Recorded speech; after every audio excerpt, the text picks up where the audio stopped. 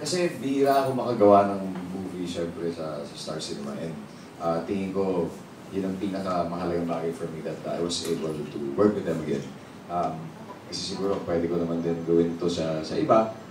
But definitely, hindi ko siya magagawa with Bea and with Enrique. So that in itself is sobrang mahalagang bagay para sa akin. Regardless kung anong tema. Nung in-announce sila, sabi na sa akin, oy, baka gagawin mo yung movie. Sabi ko talaga, I was praying na sana after na lang nung teleserye. Kasi alam ko masisegue yun. So sobrang, yung pagod, yung mas mahirap lang kasi talaga, you know, to be there. Gusto ko lahat all out sana. And it happened naman. Yes, oo naman. Talagang ideal kayo sa role.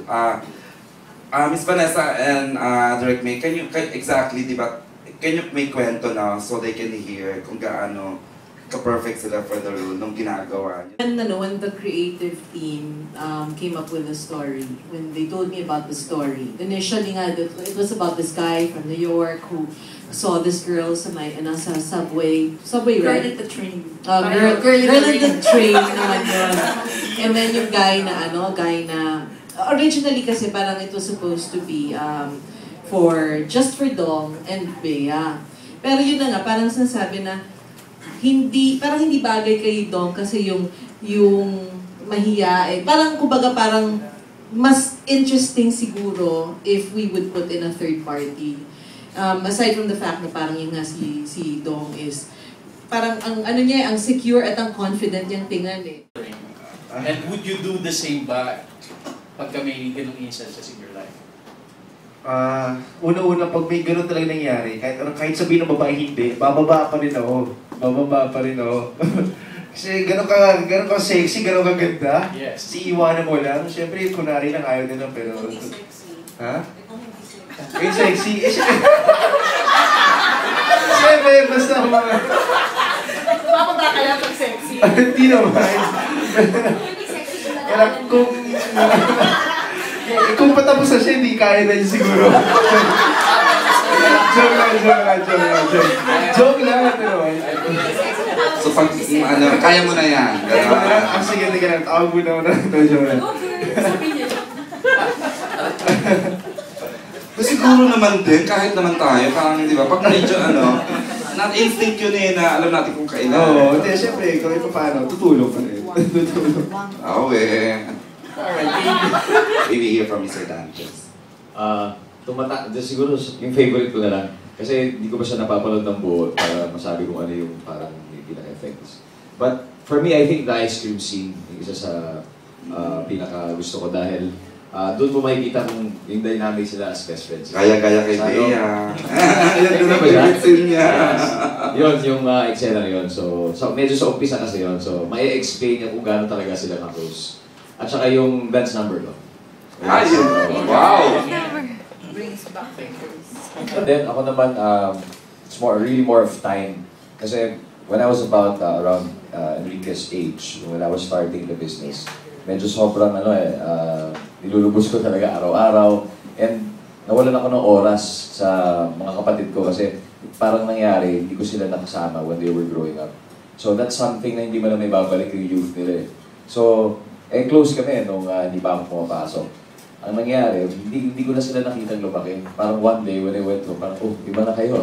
Kasi it's because I chose to always be in work, I chose to be busy. And kinailangan kong ma-realize yun at kinailangan kong magkaroon ng regrets para makabawi ako. Otherwise, kung walang realization na gano'n, walang magbabago sa'yo. And I'm happy now that when I recognized yung kakulangan ko dati, bumabawi ako ngayon. So now I'm starting to get to know them again, spending more time with them. Pero syempre, hindi mo na mababalik yun. Nice. Ken, may regrets pa? Sa akin, yes. Sa dad ko naman.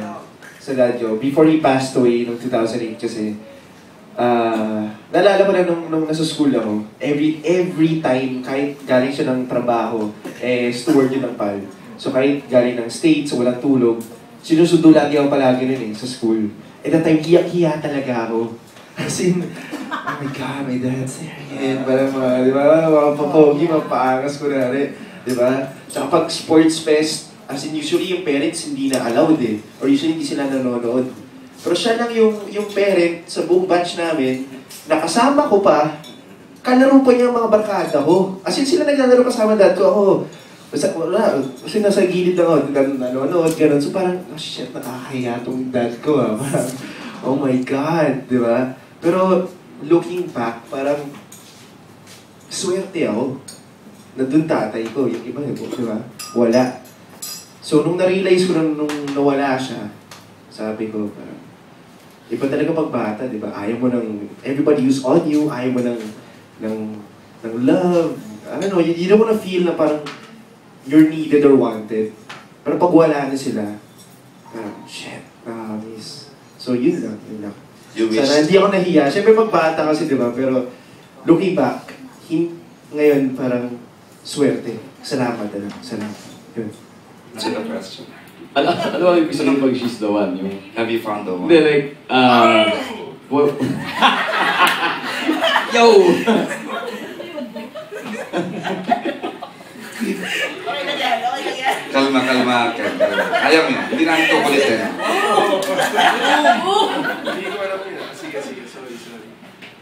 Ako tingin ko, pero I hope I'm right. And I'm pretty sure I am. Ayan naman. Sana masabi din natin sa sarili natin lahat na andito, no? Yeah, I found the one. Or hindi yung search. Hindi naman, rom-com ba tawag sa atin? Light romance. Which I know they're very good at. Siyempre, in a way, nasabi ko rin sa sarili ko, sana makagawa ko ng isa with them. And true enough, because of the first two opportunities that were given to me, nabuksan yung third, which is this one. Kaya sobrang grateful ako na naging posible siya. In other words, it's a dream come true also for me. And with regards to yung sa technicality, okay naman ang paalam ko.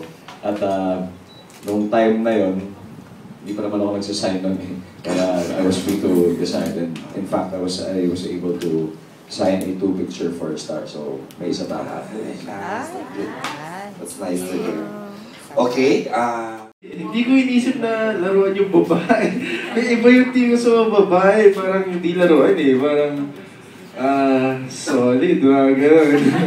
Hindi mo laro-laruan lang, di ba? Hindi gano'n.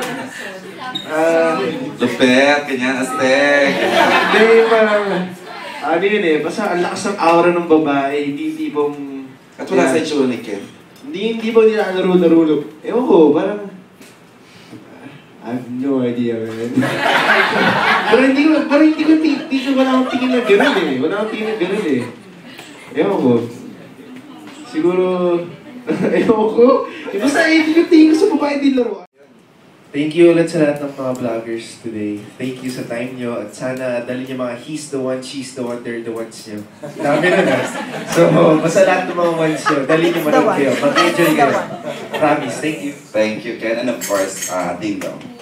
This whole she's the one experience sa akin mula umpisa hanggang dulo never fails to make me happy. And today, talagang it was really sealed by being in front of you kasi tama, confirm ang sabi ni Bea, sobrang sarap talaga na makausap kayo. So thank you for adding more happiness to my She's the One experience. So on that note, sana you can help us to share this, spread the word to your friends, loved ones, family. So Wednesday, She's the One. So thank you guys. Okay, and we have All Star Cinema. Again, thank you for the usual support na ibibigay nyo at binibigay nyo na sa She's the One. October 16, that's on Wednesday.